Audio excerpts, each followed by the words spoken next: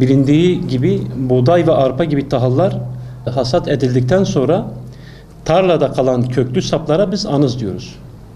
Toprağın doğal örtüsü, organik madde kaynağı olan bu çok değerli anızlar bazen üreticiler tarafından ikinci ürün mısır, soya veya üst üste buğday ekmede kolay toprak işleme gerekçesiyle yakılıyor. Modern tarım tekniğinde anızı yakmak son derece yanlış bir yöntemdir.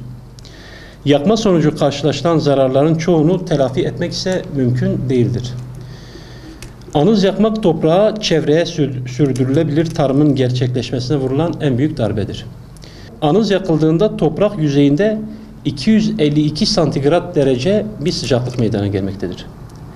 Bu sıcaklık toprağın üst katmanlarında kil gibi toprak parçacıklarını pişirerek sertleştiriyor. Toprağın fiziksel yapısındaki organik maddenin azalması sonucunda ise toprağın su tutma kapasitesi ve toprağın ayrıca hava alma özelliğini de yitiriyor. Ekilen bitkilerin çıkışlarındaki yeknesaklık bozuluyor. Anız yakma sonucu çıkan orman yangınları ülkemizin büyük bir servetini, içinde barınan yaşamı ve ormanın sağladığı temiz havayı, temiz oksijeni de yok ediyor. Anız yakıldığında tarla yüzeyi örtüsüz, dolayısıyla korumasız kaldığından toprağı doğrudan rüzgar ve su erozyonuna açık hale getiriyor.